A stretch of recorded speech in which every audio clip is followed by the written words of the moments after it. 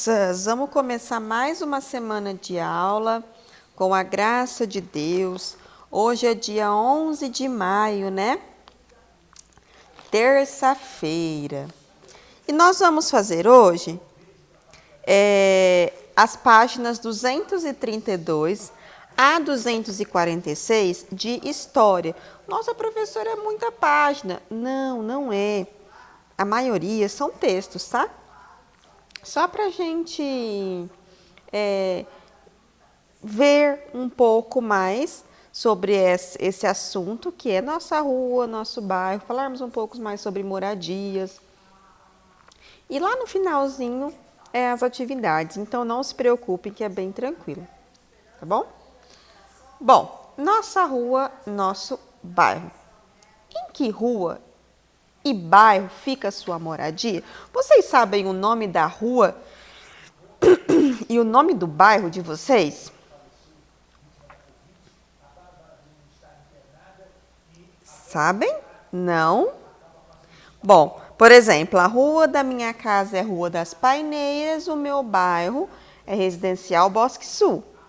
Né? Então, cada um tem sua rua, seu bairro, seu endereço, né? Isso é chamado de endereço. O lugar onde você mora oferece aos moradores serviços como rua asfaltada, coleta e tratamento de esgoto? Você sabe quem deve fornecer esses tipos de serviço na sua cidade? Vamos lá estudar um pouquinho sobre isso? Ó, essa musiquinha vocês conhecem. Chama As Ruas. A professora vai ler e depois nós tentamos cantar, tá bom? Se essa rua fosse minha, não mandava ladrilhar, não deixava botar pedras, não deixava asfaltar. Deixaria o chão de terra ou talvez plantasse grama. Encheria as calçadas de flores, um vasinho em cada poste, margarida, amor perfeito, azaleia, dália e rosa. Se essa rua fosse minha, não morava sozinho. Eu chamaria muita gente para morar aqui pertinho. Chamaria um monte de amigos, alguns parentes e até o meu irmão. São todas pessoas queridas que eu gosto muito e amo do fundo do meu coração. Quem escreveu esse poeminha foi Eduardo Amos. Se essa rua fosse minha. E tem, né, uma musiquinha inspirada nesse poema, aquela: se essa rua fosse minha, eu mandava ladrilhar, com pedrinhas de brilhante, para o meu amor passar, né? E aí tem então esse poeminha falando sobre rua. E aí vamos para a página 133 aprofundar mais sobre isso. A rua é um lugar onde fica a nossa moradia. Nas ruas também encontramos diversos tipos de estabelecimentos, como lojas, restaurantes, padarias, escolas e hospitais. Pela calçada andam os pedestres, pela ciclovia, os ciclistas, e pela rua, carro, ônibus, motos e até charretes e cavalos. A rua, diferentemente do ambiente onde moramos, é um espaço público. Ele é de todo mundo. O que é isso, professor? Espaço público. É aonde todas as pessoas podem passar. Qualquer pessoa pode passar pela rua. Existem os lugares públicos e os privados. Os lugares privados é aqueles lugares que nós precisamos de autorização para entrar. Por exemplo, qualquer pessoa pode ir entrando na minha casa? Não, lá é um ambiente, é um lugar privado. A pessoa só vai entrar na minha casa se eu convidá-la. Não é verdade? Então, existem lugares que são privados, que só podem entrar se a pessoa tiver autorização, se a pessoa tiver um convite. E existem os lugares públicos, como a rua, que qualquer um pode entrar. Os parques públicos, né? Qualquer um pode entrar. As praças, qualquer um pode ir. Então, são lugares públicos e existem os privados. Tá bom? Aí vamos falar do nosso bairro agora. Os bairros. As ruas formam quarteirões, os quarteirões formam bairro e os bairros as cidades. Os bairros apresentam características diferentes uns dos outros, de acordo com as atividades que neles são desenvolvidas. Eles podem ser residenciais, comerciais ou industriais. Observe a fotografia de alguns bairros diferentes das cidades brasileiras. Então, existe bairros residenciais, comerciais e industriais. Bairros residenciais são aqueles que são, a maioria deles são povoados por casas, né? Por moradias. Os comerciais são a maioria povoados por comércio, lojas. E os industriais por indústrias, fábricas. Então, aí é a diferença. Nessa primeira imagem aqui, nós temos o bairro da cidade de São Luís, no estado do Maranhão, em 2006. É um bairro também comercial, né? Residencial, perdão. Um bairro residencial, porque tem vários prédios, né? Temos umas casas lá no fundo, então a gente consegue perceber que é um bairro residencial. Este bairro aqui é um bairro na cidade de Londrina, no estado do Paraná, em 2018.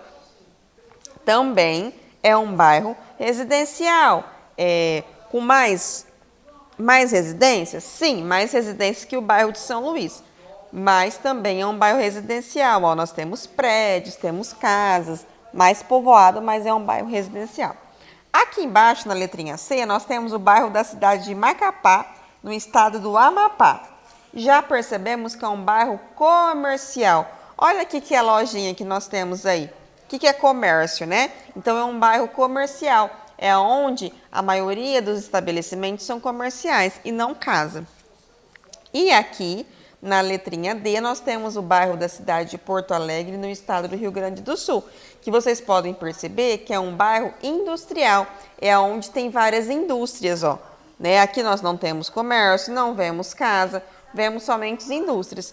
Tá aí a diferença entre comercial, residencial e industrial. Na página 134. Serviços públicos no bairro. Para que a comunidade de um bairro tenha boas condições de vida, é necessário o acesso de alguns serviços públicos. O que é serviços públicos, gente? É algo que está ligado à população. Público vem de população, vem de povo. Então, são situações, são serviços que estão ligados com a população ou com algum espaço público também, ou seja, espaços que pode ter a circulação de todo mundo, tá bom? Então, serviços públicos são serviços destinados à população, como energia elétrica, água encanada, rede de esgoto, sistema de coleta de lixo, entre outros. Aí nós temos um textinho que trata do cotidiano de um morador de um bairro. Olha só o que esse morador fala. Ainda está escuro quando Joaquim sai de casa para o trabalho. O ponto de ônibus fica no alto do morro. É uma boa caminhada. Quando chove, piora bastante, porque as ruas de terra viram barro que escorrega como sabão. Nesse bairro da periferia, as ruas ainda não têm iluminação e é preciso cuidado para não pisar na água suja que sai das casas e corre pelas valetas da rua, porque a rede de esgoto também não chegou ali. Quando Joaquim chega no ponto de ônibus, o sol começa a iluminar a paisagem árida, as ruas de terra vermelha, sem árvores, as casinhas mal acabadas. O ônibus demora e já vem tão lotado que nele poucos conseguem entrar. Os últimos ficam pendurados na porta, se equilibrando num único pé. Dentro não dá para tirar, para ninguém mover um músculo, e assim vão por hora e meia. Quando o trânsito está bom, quando está ruim, leva mais tempo. Quem escreveu este textinho foi Rosicler Martins Rodrigues, falando um pouquinho sobre as cidades brasileiras, e aí contou a história de um morador, do Joaquim, que mora num lugar muito precário. Olha só a situação de como é o local onde o Joaquim mora. E aí está escrito, a falta de serviços públicos é um problema que afeta muitos bairros em todo o mundo. Essa fotografia mostra um bairro no município de São Paulo, onde ainda não há asfaltamento nem rede de esgoto.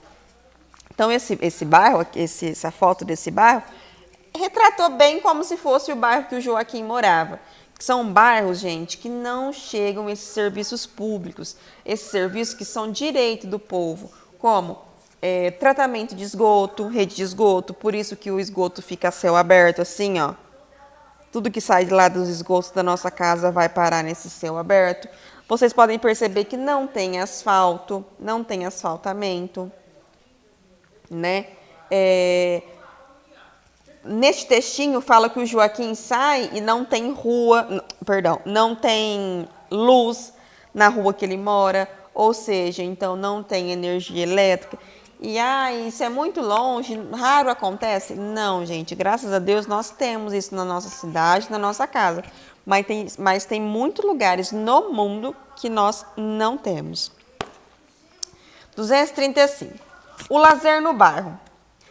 Em um bairro, geralmente existem lugares de lazer, como praças, parques, teatros, quadras poliesportivas, bibliotecas, entre outros. Nesses lugares, podemos nos relacionar com outras pessoas realizando diversas atividades, como brincar, tomar sol, praticar esportes, assistir uma peça de teatro, conversar e descansar. Agora, algumas áreas de lazer são promovidas pelos serviços públicos prestados à comunidade, enquanto outras são promovidas por setor privado. Então, os nossos bairros eles têm lugares de lazer. Como a nossa cidade é pequena, não tem praia, né? Não tem um teatro, não tem uma biblioteca em todos os bairros. Então, assim, é um pouquinho mais diferente. Mas, normalmente, nas cidades grandes existem a maioria dessas situações. Mas o nosso bairro sempre tem uma pracinha, né? Sempre, às vezes, tem uma quadra que dá para brincar. Tem que ter algum lugar de lazer. Aqui, ó, nessa foto, tá falando assim. Muitas pessoas vão à praia para aproveitar a natureza, o sol, o mar e praticar esportes e outras atividades físicas. Na fotografia ao lado, diversas pessoas se divertem na praia próximo ao Farol da Barra, na Bahia. Dentre essas pessoas, um grupo de adolescentes jogam futebol. Então, aqui é um bairro do Farol da Barra e lá fica próximo da praia. Então, as pessoas conseguem se divertir na praia. Já essa foto aqui, do meio, é um espaço de lazer como os parques, são boas opções para passeio, onde as pessoas podem relaxar e conhecer um pouco mais sobre a sua cidade. Ao lado, duas pessoas observam as rochas no Parque Nacional da Serra do Capivari, Serra da Capivara, no Piauí. Então, aqui, nós temos um parque público, né, em algum dos bairros, que é onde eles observam as rochas, né, um pouquinho sobre a história daquele local. Também é um lugar de lazer. Aqui embaixo, locais públicos como praças podem ser usados como espaços para promover outras atividades culturais, como espetáculo de dança, música, teatro e cinema. Na fotografia ao lado, vemos diversas pessoas reunidas na Praça João Batista, em Peruíbe, para assistir um filme. Aqui é um pouquinho mais perto da nossa realidade, que nós temos a praça na nossa cidade, né? Não temos praças em todos os bairros, mas nós temos uma no meio da cidade, no centro da cidade, onde acontece as apresentações, quando tem show acontece lá, né? Quando tem alguma apresentação de teatro acontece ali, né? Agora não tanto por conta da pandemia, mas normalmente é assim. 236.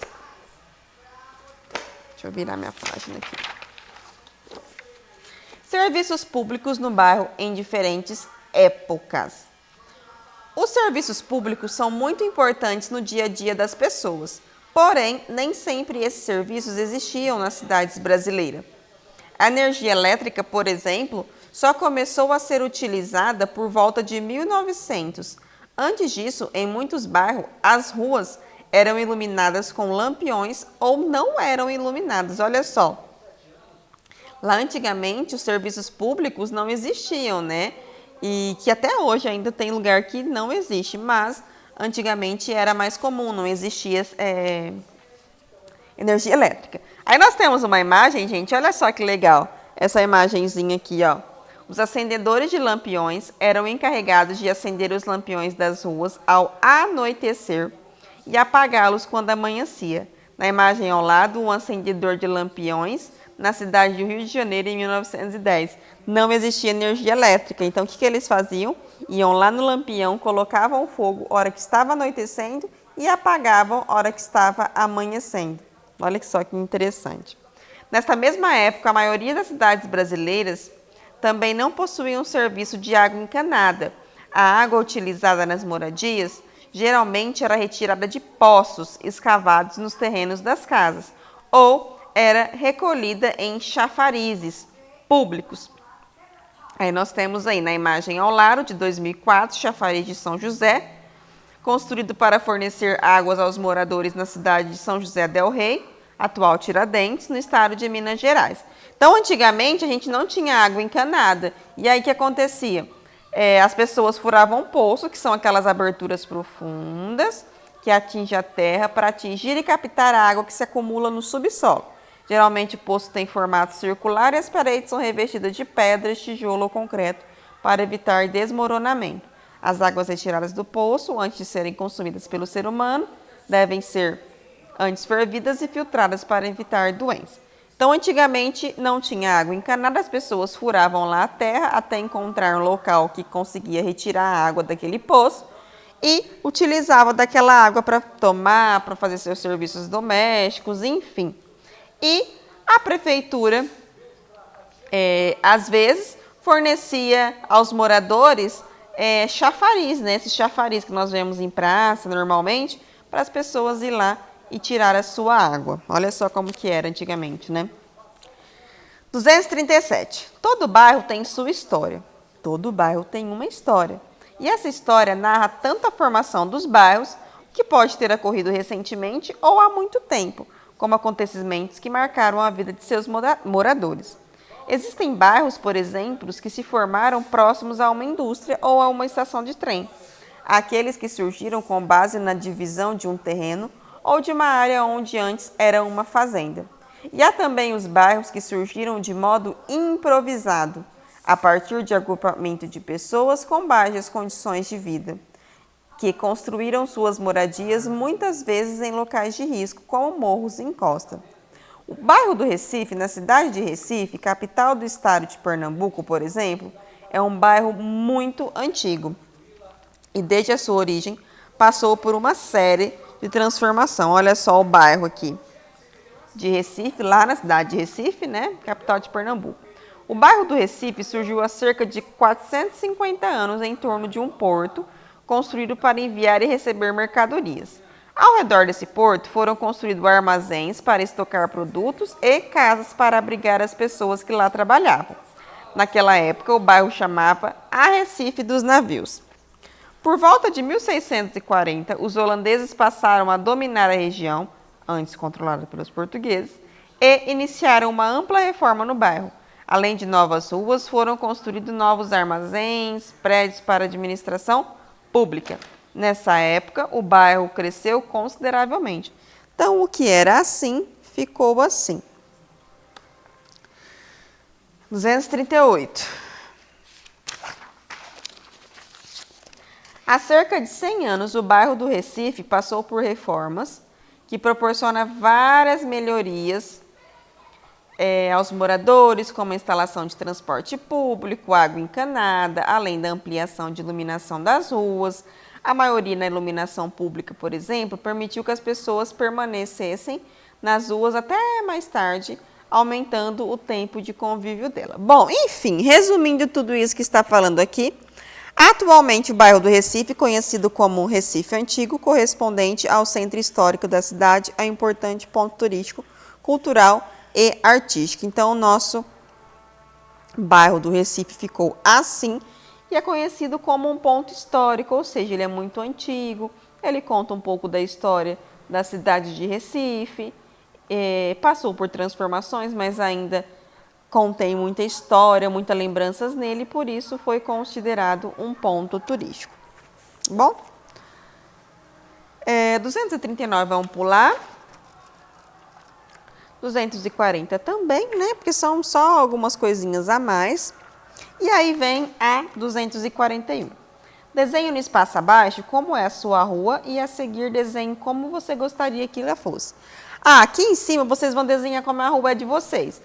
Tem casas, tem árvores, tem a rua, tem um poste. Mas eu gostaria que ela tivesse loja na minha rua. Então, aí aqui embaixo vocês vão desenhar como vocês gostariam que fosse a rua de vocês. 2. Observe as fotografias a seguir e indique se os lugares são públicos ou privados. Ou seja, público é onde qualquer pessoa pode entrar e privado é onde eu posso entrar somente com a autorização de alguém. Um restaurante, uma praça de alimentação, como essa primeira imagem, é público ou privado?